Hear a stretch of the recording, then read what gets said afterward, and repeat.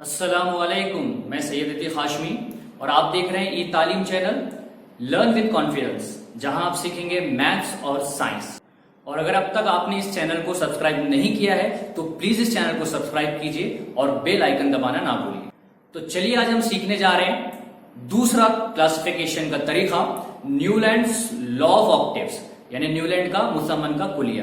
جیسا آپ نے دیکھا کہ کس طرح سے دوبے رائنر نے کلاسیفیکیشن کرنے کی کوشش کی، لیکن وہ سارے کے سارے عناصر کو، ایلیمنٹس کو کلاسیفائی نہیں کر پایا، یعنی کہ ناکام رہا۔ لیکن اس کے بعد نیولینڈ جو کہ انگلش سائنٹسٹ ہے، اس نے کلاسیفیکیشن کرنے کا ایک الگ طریقہ نکالا۔ اس نے ایلیمنٹس کے ایٹمک ماسز کو ایک الگ ڈھنگ سے سمجھا اور کلاسیفیکیشن کرنے کی کوشش کی۔ اس کا یہ لا تھا، اس کا یہ کہنا تھا، when the elements are arranged in an increasing order of their atomic masses, the properties of eighth element similar to the first one. یعنی کہ جب عناصر کو ان کے جوہری کمیت کی سعودی ترتیب میں رکھا جاتا ہے، تب ہر آٹھواں عنصر پہلے عنصر کے مشابہ خواص کو ظاہر کرتا ہے۔ یہ نیولینڈ کا مسمن کا کلیہ تھا۔ یہ کس طرح سے اس نے بتایا، وہ ہم ٹیبل کے ذریعے سمجھتے ہیں۔ ان 1866 کا زمانہ ہے، تب تک 56 ایلیمنٹ یعنی کہ 56 عناصر دریافت ہو چکے تھے۔ تب نیولینڈ نے کیا کیا، عناصر کو ان کے ایٹمک ماسز یعنی کہ جوہری کمیت کی ایک الگ ہی ڈھنگ سے اس نے اس کا مشاہدہ کیا۔ اس نے کیا کیا، سب سے پہلے کچھ اس طرح سے ٹیبل بنایا، اور اس طرح سے ٹیبل بنا کر اس نے سب سے لائٹسٹ جو ایلیمنٹ ہے یعنی جو ہلکا عنصر ہے ہائیڈروجن، اس نے ہائیڈروجن سے اس ایلیمنٹ کی جماعت بندی شروع کی، اور اس کے بعد اس نے اینڈ کیا تھوریم پر، جو کہ اس ٹیبل میں نہیں ہے۔ سارے ایلیمنٹ یہاں پر نہیں دکھائے گئے ہیں، لیکن یہاں بتا رہا ہوں کہ جو 56 ایلیمنٹ تھے وہ اس طرح سے اس نے رکھا تھا کہ سب سے پہلے ہائیڈروجن اور سب سے لاسٹ میں تھوریم۔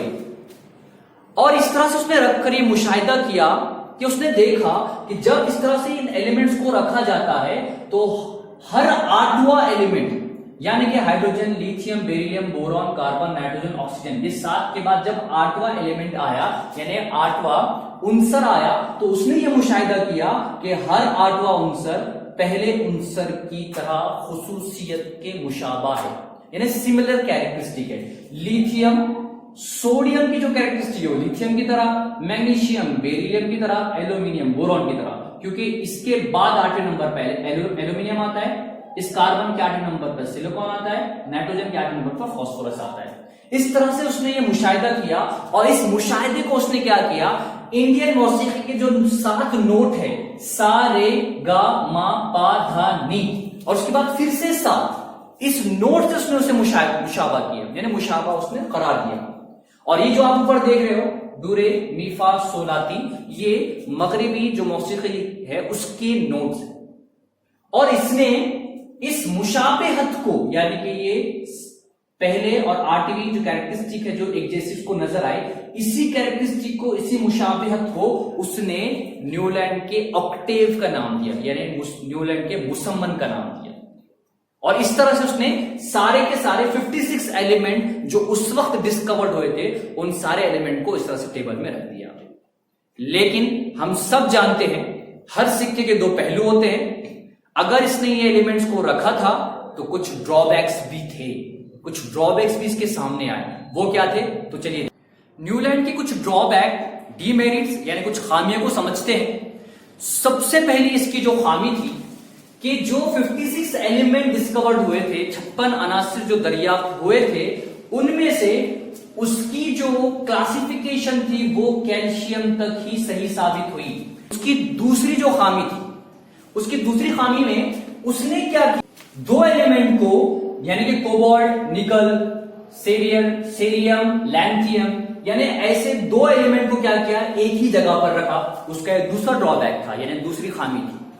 اور تیسری خامی کچھ اس طرح سے تھی کہ کیلشیم کے بعد جتنے بھی ایلیمنٹس عناصر رکھے گئے، وہ اوپر کے جو ایلیمنٹ فالو کرتے تھے، ہر 8واں ایلیمنٹ پہلے ایلیمنٹ کی خصوصیت کے مشابہ تھا، کیلشیم کے بعد ایسا کوئی ایلیمنٹ فالو نہیں کرتا تھا۔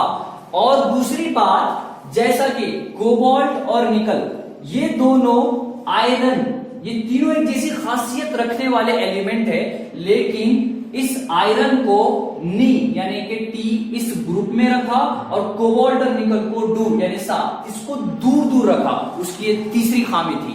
اور چوتھی خامی اس کی کچھ اس طرح سے تھی کہ اگر نئے ایلیمنٹ اگر اس وقت ڈسکورڈ ہوتے تو اس نئے ایلیمنٹ کو، اس نئے عناصر کو اس ٹیبل میں جگہ نہیں تھی. اس طرح سے یہ نیو لینڈ کی کچھ خامیاں تھی. تو ہم یہ کہہ سکتے ہیں کہ نیو لینڈ بھی اس جماعت بند کرنے کے لیے ناکام ثابت رہا. اس کے بعد کی جو جماعت بندی ہے وہ بہت زیادہ امپورٹنٹ ہے، کیونکہ اس جماعت بندی کی وجہ سے عناصر کو سمجھنا بہت آسان ہو گیا ہے. تو اس کلاسیفیکیشن کو انشاءاللہ ہم آنے والے ویڈیو میں دیکھنے جا رہے ہیں. تو پلیز آپ اسی طرح سے تعلیم چینل پر بنے رہیے. جتنا ہو سکے اسے سبسکرائب کیجئے، لائک کیجئے اور کمنٹ کیجئے. Thank you.